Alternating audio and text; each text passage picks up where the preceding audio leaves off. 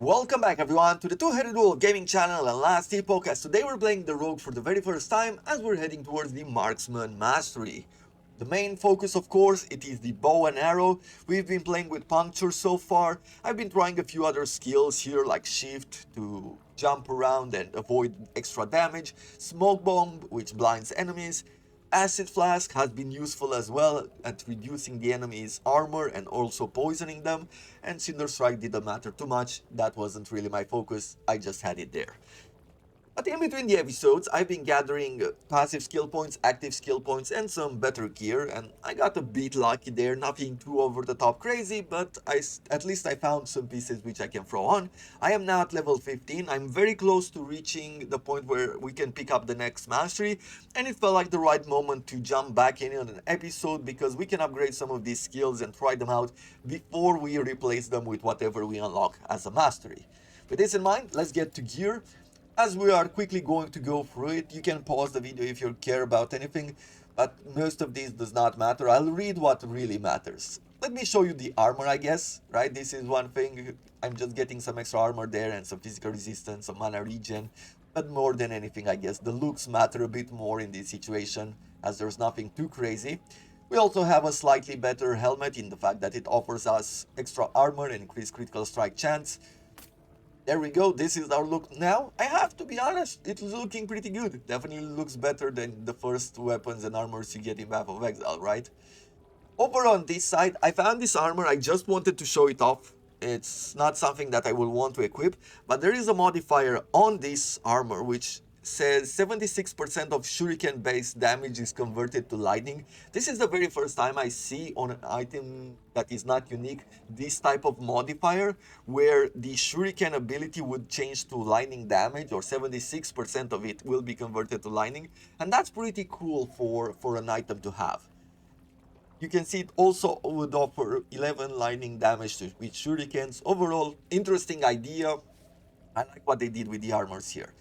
We have these unique gloves, which we've seen before. Nothing too special, but at least we're getting some resistances.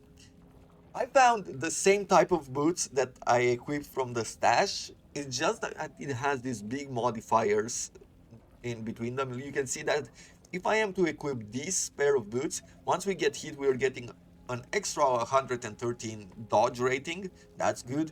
Plus 1 to dexterity. I'm losing a bit of speed and a bit of dodge rating on percentage, but I felt like 113 dodge rating could be really good when it comes to this. So we're gonna throw that on. I have the Squiver, 35% increased bow damage, 23% increased bow stun chance, 2 health on kill, 9% increased damage over time. Overall, sounds pretty good. We're gonna lose some speed on that, but that's about it. And we have a bow here that gives us 7 bow damage, 25% increased damage over time, plus 4 to bow physical damage and bow fire damage, and 23% chance to bleed on hit. Sounds like a pretty good bow. We start from 239 damage estimated here for puncture to 401. So yeah, that's a pretty good upgrade. The rest on the rings and everything else doesn't really matter. It's not that huge of an upgrade. We have now a few spaces for idols. I am going to throw in this one because it gives us some elemental resistance and a chance to ignite. I also have this, some ward retention, doesn't really matter. It's plus 3 to elemental resistance, that's what matters more, because we're not really producing ward. 18% increased stun chance and plus 5 physical resistance, sure. At least we have something over here, right? Right. So, sorry about that. It felt like I would cough. Let's get into the passive skill points here and start spending some of it. I said last time that I'm going to go higher in rating here. I'm going to keep investing. I like the fact that we're taking less damage while moving, and this feels very useful, so I'll maximize this bonus. Now we've unlocked a few other skills. Little cadence. Every third melee, throwing, or bow attack deals increased damage, but I need this, it's a requisite, so we're not gonna get into that. Dodge and parry, you have an additional dodge rating and a chance to receive a glancing blow when hit. So dodge rating plus 6, glancing blow chance 3% per point, glancing blow deals 35% less damage. I think even 1 point invested here could be good. 3% chance doesn't happen too often, but if you think there's a situation where we will be receiving hundreds of attacks in one area. This could be pretty good. Agility, you have a chance to gain haste for 1 second on hit and deal increased damage based on your increased movement speed. Okay. Haste on hit chance, 5% per point. We would get haste only for 1 second. It's not the best in my book. We're gonna invest 1 point in both of these. Maybe I will go one more in dodge and parry just to have a 6% chance to do a glancing blow. And I think afterwards we're just going to go into poison resistance because we need it pretty soon, and dodge rating as a base. At this moment we are at 19% dodge rating, so that's pretty good. We have new skills and 4 more points to spend, so what can we do? We can go into duelist, increase damage while dual wielding, increase dodge rating while dual wielding, something to consider for tomorrow. Tapping strikes, when you use a skill that costs 0 mana and hit an enemy, you regain health and mana. Okay, we are using a bow skill now that puncture has 0 mana cost. If we will go into multi-shot, okay, that's where things change. We might not spec out of puncture that soon, since multi-shot does cost some mana. And I am thinking that getting some regeneration like this could be really good. Or we could go with poison tip. You have a chance to poison on hit while you have a dagger or a bow equipped, 10% per point invested. Okay, well, we can get 20% there, 20% chance to poison the enemy. We're also going to throw in 2 heals here. We might respec out of this one. It's very easy to do so. You are not losing points like you do in the active skill tree, but you have to spend a tiny bit of money. Nothing too special, all good. We now have the ability to summon a ballista that fires bolts at nearby enemies. We're gonna use that as well. I also have decoy here. I've been looking around and I'm not sure exactly that I want to use decoy. I don't really see the point of it too much, but we shall see exactly what we do. For now, I'm definitely going with ballista. I'll keep smoke bomb on the hand, acid flask, and shift. Let's also go into the active skills. For the moment, you know that we are heading towards immobilization on hit with our puncture, so we're going to invest to go in this direction. We also get a bit of extra damage there on first stack of slow on target. We're not applying slow at this moment, but maybe we will have a chance to do so in the future. I was also thinking about getting some of these shred, right? Reducing the physical resistance of enemies is pretty good. Getting some armor shred as well would be good as well, but that's going to be for the future. On shift, things are pretty interesting. I've been looking around on this tree, and here to the left you have some poison attacks, or you can give it some poison effects and buffs. Over here you have mostly extra damage and bleeds.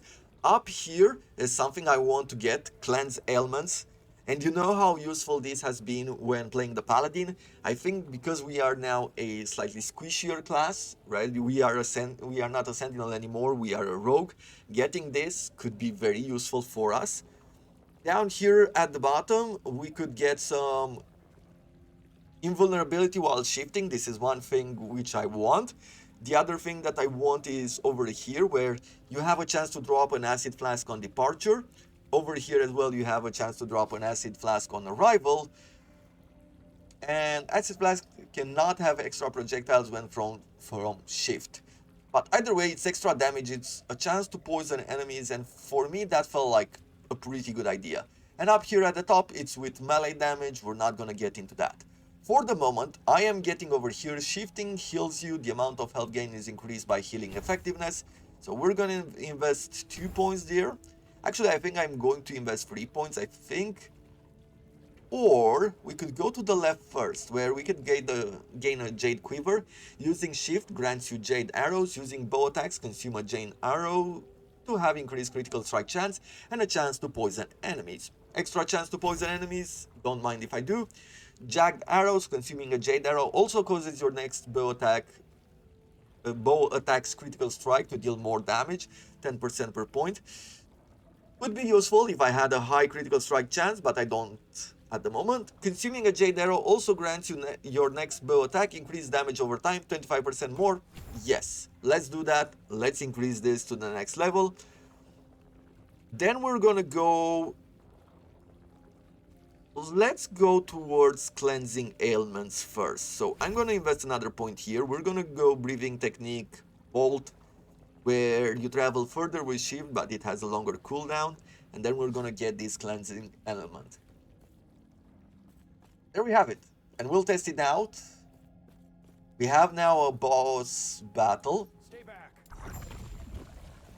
It feels like the perfect opportunity to try some of these out. How many of these can we put down? Only 2. So we can put down only 2 ballistas. They stay on the ground, so that's pretty good. They also consume a lot of mana, so I'll have to be a bit more careful with that. Not a huge way in which I'm consuming mana.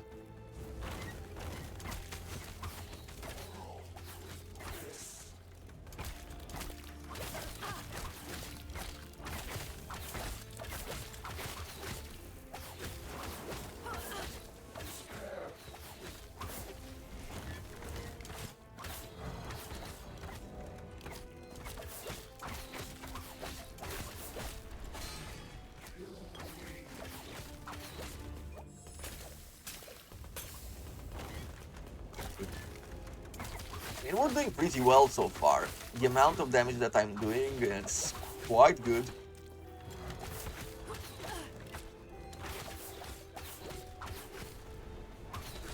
Overall, I'm happy with how things are going for right now.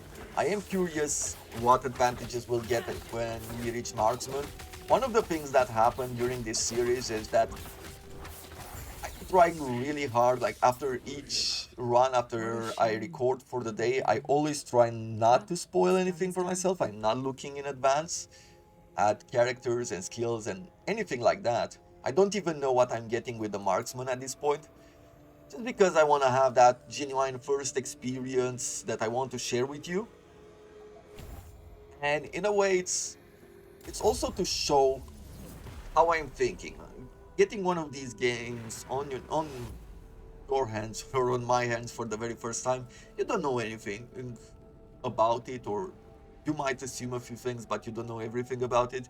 And it's okay to try out different ideas, to make mistakes, and to correct them or learn more about the different effects and elements along as you are playing along the way. You seem a little disoriented. This is very important in ARPGs, and if you manage to get over this first idea that you don't know anything and you should know them from the start and things like that, you're gonna have a lot of fun in ARPGs, especially in getting into Path of Exile, for example, which seems like this great adventure that you can't really break into if you don't know everything, but that is definitely not the case. And we're gonna get into Path of Exile soon as well.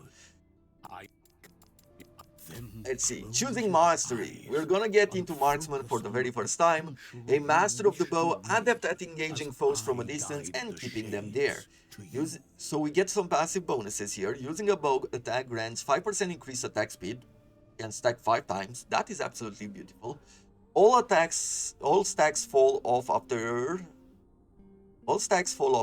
if you have not used the bow attack recently. Ah, I see. Okay, so you constantly have to use the bow. If you lose another weapon or something, you're gonna lose the stacks. 50% increased damage while using a bow. Really? From the start? 510 here. And we get detonating arrow as a first attack. Requires a bow, fires an arrow that embeds itself in a target when then explodes after 0.6 seconds. Added bow damage applies to the arrow at 125% effectiveness and to the explosion at 200% effectiveness. That is actually really good. Let's see, so we 510, yeah, we get 642. Well, that's cool. That you are still you. So there we go. Strength will be necessary. We need to invest one more point before we can start investing into the Marksman. And what do we want to gain here? I think an increased chance to poison might be useful. Let's get a bit more haste here. Haste chance, 10%. We've unlocked some new skills. Every turn non-channeling, melee, throwing or bow attack also inflicts bleed. Or critical precision. You have increased critical strike chance per sword, bow or dagger you have equipped. You have increased critical strike chance per sword, bow, or dagger you have equipped. Oh, so if you have a sword and a dagger, if you are dual wielding, you're gonna get 16%. That's how it says with this. And if you have a bow, you get 12% critical strike. That's pretty cool. Then I'm looking at the points which I'm definitely not going to invest into on this run. You have additional health, and whenever you receive a glancing blow, you recover health. That's nice. Coated blades, when you use a melee or a bow attack that costs mana, it consumes additional mana to deal more damage, multiplicative. Okay, interesting skills to begin with. I am really looking forward to testing this out.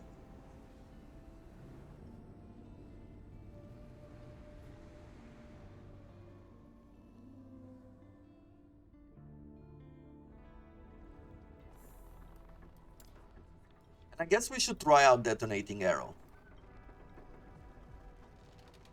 I am going to be replacing... I guess I haven't been using acid flask lately. I've been trying every once in a while, but it always feels very weird to use, I would say. Because I have to sit still for a very long time, and there is only a chance that some of those debuffs will apply. It's not a guaranteed. But because it is not a guaranteed, then it's a bit more difficult to trust the effects. Farewell. Let's see, where do we need to go? We need to go here to the right. We're going towards the council chambers.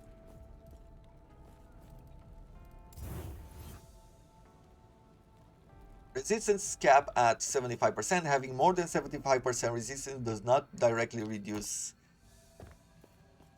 the damage or whatever it is. Let's see. So we're gonna try this arrow. Okay. It seems like it's disrupting enemies. It does the electrify thing, I'm guessing. We also have stuns. There's definitely a delayed damage, right? There's the first attack, which does some damage, but it's not the most amazing. It's doing what? It has a 125% multiplier. And then it's the secondary explosion, which is actually really powerful because it goes into 200% extra damage. And I'm guessing that that is the craziest thing, and that's what's killing the enemies the most.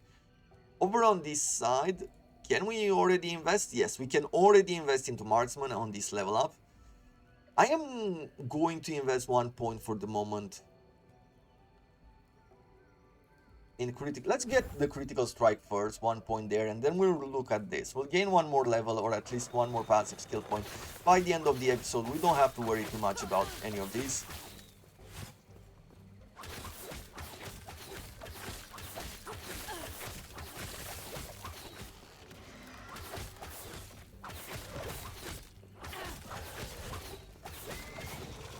I see that we're applying 1 stack of poison, but not going deeper into that. It seems like we're applying bleeding a lot more often. I like the fact that we're immobilizing enemies as well. Yeah. Oh, look, on this one, poison applied a lot quicker. Might be because of resistances or something like that, that we're not getting all of the effects as quickly as I thought we would be getting. And this area looks like a poison type area.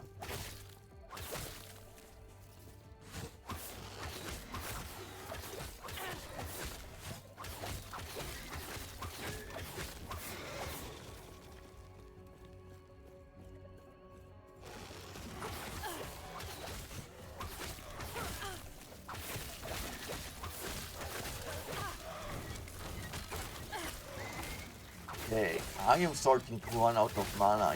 If I am putting down ballistas, then it's pretty bad.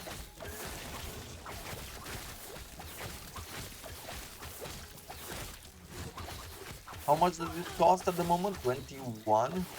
Okay. If I keep using the shifting ability, it doesn't seem like I can throw in multi-shot as the basic attack.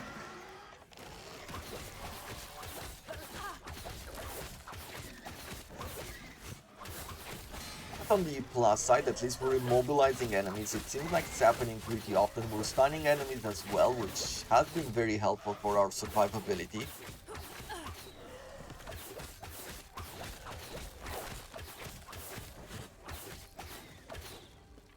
Okay. And you can see that we are doing a lot with the shifts. We can wait until the monster jumps and we still have enough time to shift out of that attack, which is pretty nice as far as game mechanics go.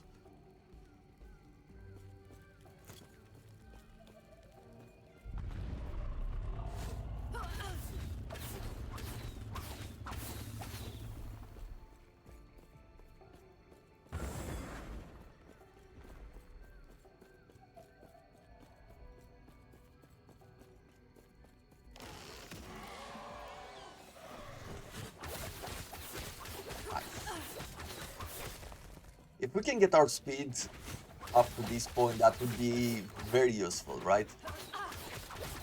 The moment we're just buffed by the haste. Are these the council chambers? Oh no, we've passed the council chambers. I think now we're going towards the cultist lands. Yeah, towards the cultist camp. Up north? Okay.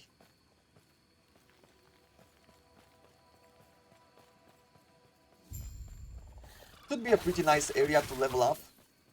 If you take a look down at the bottom, you can see that we're getting a lot of experience even from killing these single spiders. There's quite a few of them here.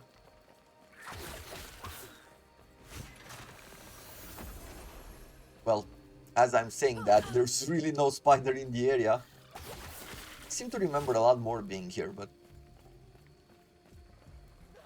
maybe this wasn't the exact place.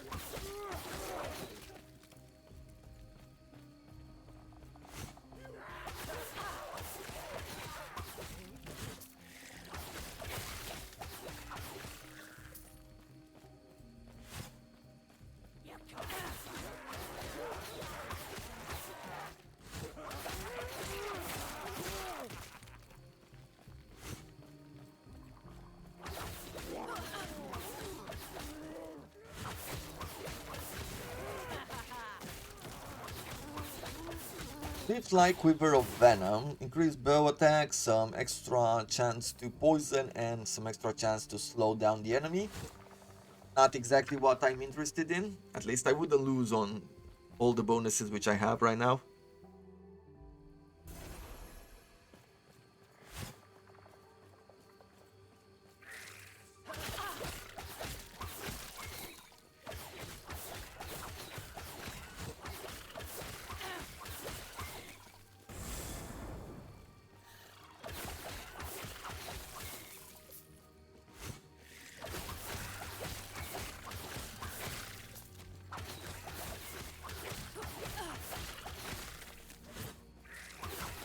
So this is the spider area, I remember.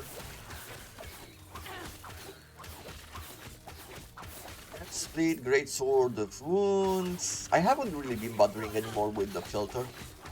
Somehow, at this point, it almost feels like it doesn't really matter with these early game items.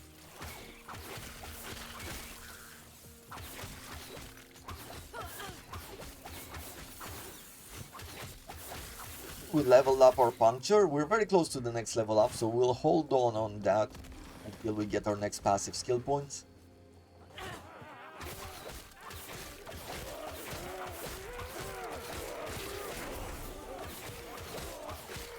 And there we have it, another level up.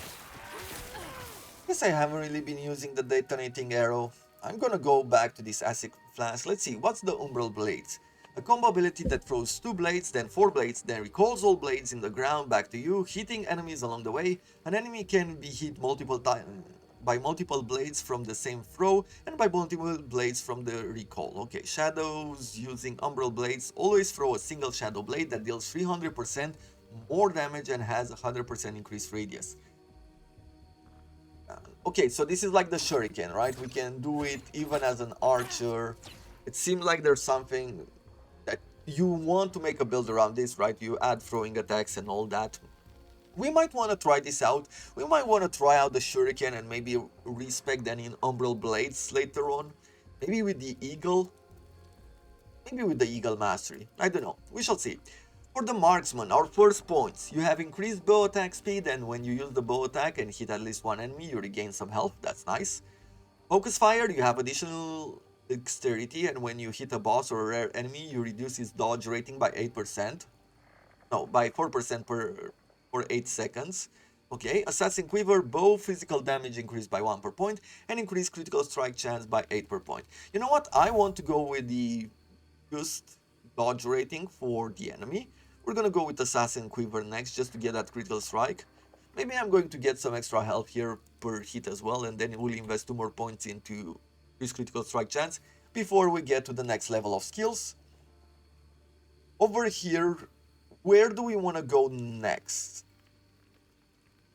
I don't want to charge my bow. That is not something that I care for. Giving 15... creating mirages could be interesting, but making it cost 15 mana is quite high. And I think the danger here is that I will be running out of mana soon, because Sapping Strikes applies only when the skill that you are used costs 0 mana, and because of that I'm losing on anything that is recovering it. So this is not something that I want. We could get into this. Physical resistance, shred chance. Probably go for bow hit damage and then some armor shredding. And after that I think I'm going to go, or maybe even before that, I'll go into bleed chance by 20%. That sounds pretty good to me. We shall see at the next point exactly in which direction we're going, but it feels like the right way to go.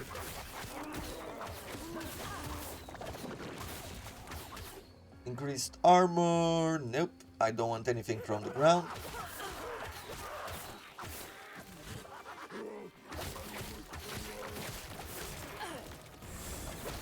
At this moment, it's still early, I guess. We're still early in picking the mastery. We started the episode just before picking the mastery and we're 2 levels in it. I am not as impressed. I'm not too impressed for the moment. I will be leveling the character up. And we shall see how it behaves later on, towards the level 35, around that area. Maybe it's at that point that we can really throw ourselves into... Or maybe we discover what the Marksman has to offer. I am very curious to see how unique it is. Maybe it was a bad choice to think about just a simple bow skill and try to think about uniqueness. At the end of the day, it's about the power of creating a build even around bleeds and things like that. And they will never be the most impressive thing in the world as far as looks, but the effects, all the effects put together can definitely do a lot of damage and thus making the build very strong.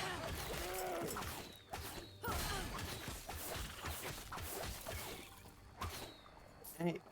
Hunter Savage Bow of Stillness. Sure. At this moment I'm farming around and look at the experience gain in these areas. It's happening pretty fast as we're killing enemies very quickly, because we have this sort of penetrating shots, right? The puncture. It's really going well at clearing mobs, and we are shooting 1 arrow per strike, so it's impressive to say that and also say that it's very quick to level up with. We would get increased physical damage and chance to ignite and reduce damage over time, bow fire, and the chance to bleed. 662, and let's say that we're throwing this in 603. Okay, this is slightly better in a way. Over here we have decided to go with critical strikes next, then we're gonna go with raining arrows and then continue critical strikes. Over on this side with shifting, we are going to be heading towards molting.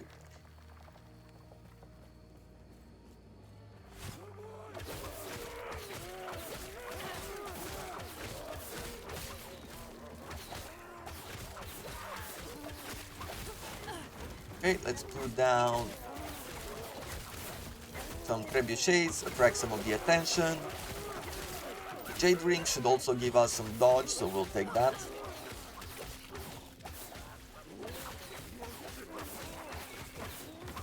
And what can I say so far?